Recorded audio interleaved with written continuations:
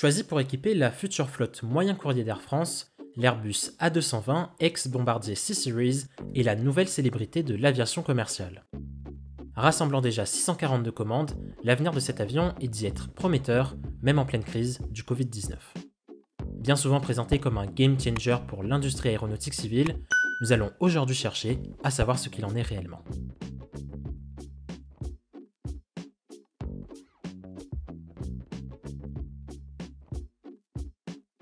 L'histoire de l'A220 commence en 2008 au Salon aéronautique de Farnborough. À cette époque, l'A220 n'est pas européen, mais canadien. À son origine, le constructeur Bombardier, connu pour sa gamme de jets régionaux, les CRJ. D'ailleurs, à ce moment-là, le programme A220 est lancé sous le nom de C-Series. L'objectif est simple, construire un avion de transport régional à réaction qui pourra transporter 100 à 150 passagers sur plus de 5700 km. Ne vous fiez pas aux apparences, le C-Series ne s'impose pas comme concurrent direct au Boeing 737 ou à l'Airbus A320, mais plutôt aux Embraer 190 et 195 et se positionne en tant que digne successeur des CRJ 900 et CRJ 1000 que Bombardier construisait jusqu'à maintenant. L'avion sera proposé en deux versions, le CS100 et le CS300, chacun proposant plus ou moins de sièges et de distances franchissables. Le prix catalogue est alors estimé à 90 millions de dollars, soit environ 10% moins cher qu'un Airbus A320. Le 16 septembre 2013, après 5 ans de développement, qui ont déjà coûté plus de 3 milliards de dollars à Bombardier, le C-Series prend enfin son envol depuis la piste de Mirabel au Canada. 2 ans plus tard, l'avion reçoit sa certification. En 2016, Air Canada prend commande de 45 CS300 pour un montant total de 3,8 milliards de dollars. La même année, quelques mois plus tard, Delta Airlines commande 75 exemplaires du CS100. Cela déplut fortement à Boeing, qui espérait alors vendre ses 737 MAX à la compagnie américaine. L'avionneur de Seattle engagea alors des poursuites contre Bombardier. À tort, le Sénat américain força l'avionneur canadien à augmenter de 300% le prix de vente du C-Series à Delta Airlines. Avec un programme qui avait déjà coûté plus de 7 milliards de dollars à Bombardier, perdre un client majeur pourrait signer plus tôt que prévu la fin du C-Series. Heureusement, Airbus vit ici une opportunité et acheta 50,01% du programme. Devenant actionnaire majoritaire, ce dernier prit propriété du C-Series qui fut alors renommé A220.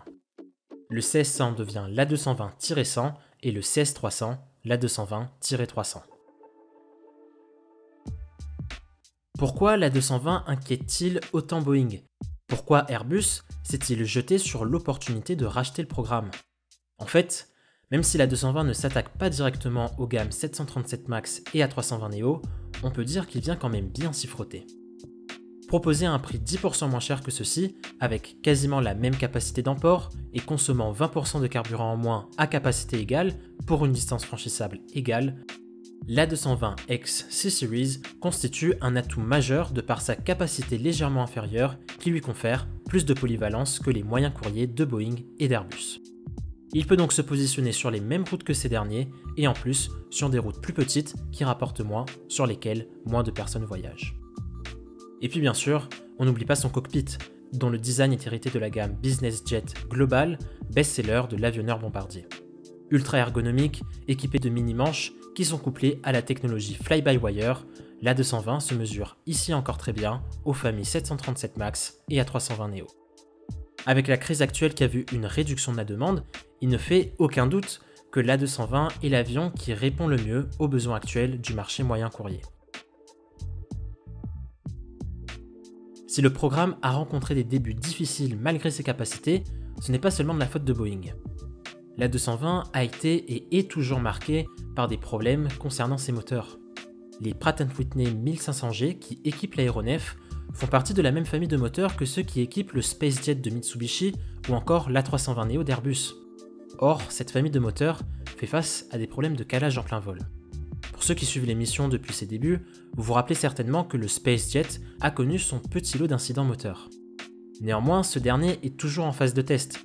Pour l'A220 qui lui est déjà rentré en service, les équipages sont obligés de limiter la puissance des moteurs au-dessus d'une certaine altitude, ce qui a un certain impact sur les performances de croisière de l'avion.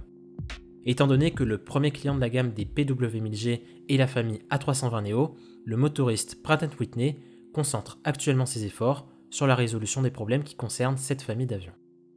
L'A220 n'est pas encore la priorité absolue et il faudra attendre encore un petit peu avant que l'on puisse utiliser cet aéronef au maximum de son potentiel. Le deuxième problème du programme, c'est son rachat par Airbus. Initialement, Bombardier ne prétendait pas concurrencer directement les 737 MAX et A320neo avec le C-Series. Cependant, il y avait un projet d'une version CS500 qui, elle, aurait en tout point égalisé la capacité d'emport et les performances des best-sellers d'Airbus et de Boeing. Vous le comprenez, si Airbus commercialise un tel avion, il risque de cannibaliser l'A320neo. Même si aujourd'hui il n'y a aucune certitude sur le fait que l'A220-500 verra ou ne verra pas le jour, permettez-moi de fortement douter que l'on verra un tel avion voler. Avant de devenir l'A220, le C-Series avait un grand avenir devant lui. Malheureusement, Bombardier n'a pas eu les épaules pour soutenir le projet dans le long terme. Or, c'est justement dans le long terme que le C-Series, sous sa version CS500, aurait pu compétiter avec l'A320neo et le 737 MAX. Avec le rachat du C-Series par Airbus, voir une telle version voler n'est plus certain. Airbus ne prendra pas le risque de cannibaliser l'un de ses produits. L'avion est sur un marché ultra spécifique, moderne, économe en carburant et proposé à un prix avantageux. Pour les compagnies aériennes, c'est une aubaine. L'avion avait un futur prometteur, mais il a été vite freiné par le manque de commandes et de finances. Si le rachat par Airbus sauve les versions actuelles, il est très peu probable de voir ce programme se développer au maximum de son potentiel. L'A220 est donc en effet un game changer, mais peut-être pas autant que l'on aurait aimé qu'il le soit. C'est donc la fin de cette vidéo, je vous remercie pour votre visionnage, et pour finir je voudrais vous souhaiter une excellente année 2021. Aujourd'hui la chaîne rassemble plus de 500 abonnés, et j'espère que la communauté continuera de s'agrandir cette année. Merci pour tout, meilleurs vœux à tous, et à très bientôt.